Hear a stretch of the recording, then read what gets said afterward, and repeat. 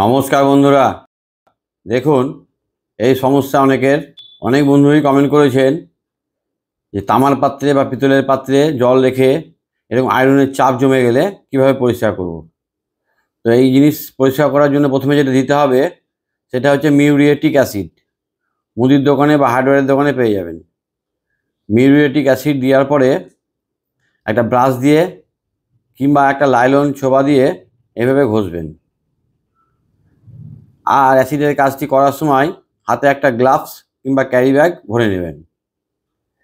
অ্যাসিডটা ওই ছোবার সাহায্যে চেপে চেপে ওটাকে মাজবেন, বা এই ব্রাশ দিয়ে এরকমভাবে চেপে চেপে একটু ঘষে নেবেন।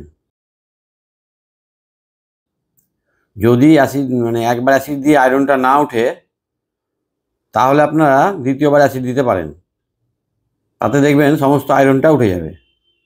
আমি কিছুক্ষণ কেটে কেটে আপনাদের দেখাচ্ছি। অ্যাসিডটা দেওয়ার পরে 2-3 মিনিট আমি এখানে ওয়েট করেছিলাম, তাতে দেখুন আয়রনগুলো সব গলে গেল অ্যাসিডে। তো আয়রন উঠিয়ে নেওয়ার পরে কি করবেন সবই আপনাদের আমি দেখিয়ে দিচ্ছি, ভিডিওটা সম্পূর্ণ দেখুন, স্কিপ করবেন না।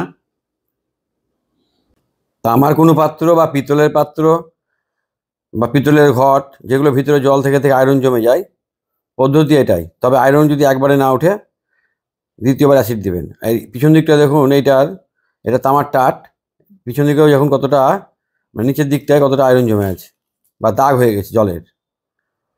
তো ওইভাবে আমি দেখুন অ্যাসিড দিচ্ছি আর ব্রাশ দিয়ে ঘষছি, তাতে কিন্তু ওগুলো উঠে যাচ্ছে।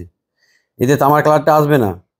তামার কালারটা ঠিক রাখতে গেলে এরপরে একটু কাজ আছে, তাই ভিডিওটা সম্পূর্ণ দেখুন। এইভাবে ব্রাশ দিয়ে ঘষতে হবে বা লাইলন ছোবা দিয়ে। কসবাইট দিয়ে যদি ঘষেন তাহলে কসবাইটটা গলে যেতে পারে অ্যাসিডের অ্যাকশনে, সেই জন্য কসবাইট ব্যবহার করবেন না, আরও আঠা আঠা হয়ে যাবে। লাইলন ছোবা নেবেন কিংবা ব্রাশ নেবেন, দিয়ে এইভাবে মিউরিয়েটিক অ্যাসিডটা ভালো করে লাগিয়ে দেবেন। তামা, পিতল, কাঁসা বা প্লাস্টিকের কোনো পাত্রে যদি আয়রন জমে যায় তাহলে পদ্ধতিও এটাই, প্রথমে আপনাকে মিউরিয়েটিক অ্যাসিড দিতে হবে। প্লাস্টিক হলে জল দিয়ে ধুয়ে নেবেন, কিন্তু তামা, পিতল বা কাঁসার পাত্রে যদি আয়রন জমে যায় অ্যাসিড দিয়ে ধোয়ার পরে কাজ শেষ হবে না, তারপরে কাজ আছে। এই জন্য বললাম ভিডিওটা সম্পূর্ণ দেখুন। এবার এটার মধ্যে দিব আমি পিতাম্বরী পাউডার। যদি আপনাদের বাড়িতে পিতাম্বরী পাউডার না থাকে তাহলে সেক্ষেত্রে আপনারা ঘুটোর ছাই বা গঙ্গামাটি বা যে কোনো মাটি দিয়ে চেপে চেপে মেজে নিতে পারেন। তো দেখুন এখানে আমি কসবাইট দিয়ে একটু চেপে চেপে মাজছি।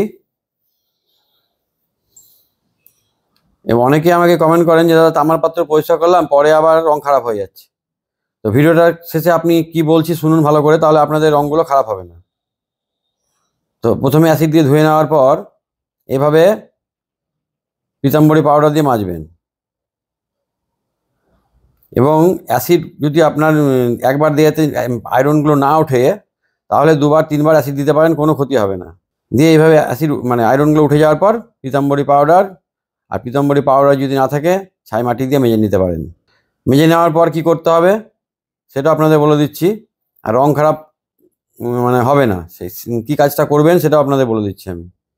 তো দেখুন আমার পিতাম্বরী পাউডার দিয়ে মাজা হয়ে গেল। এবার আমি ভালো করে ধোবো। এই ধোয়ার কাজটা একটু ভালোভাবে করবেন, 2-3বার কচলে কচলে ধুয়ে ফেলবেন। আমি দোকানের মধ্যে মোটামুটি আপনাদের পদ্ধতিটা দেখালাম, এইভাবে ধুলে হবে না। 2-3বার ভালো করে ধুয়ে নেওয়ার পর শুকনো সাদা সুতির কাপড়ে মুছবেন, মুছে রোদ্দুরে 1 ঘন্টার মতো রেখে দেবেন।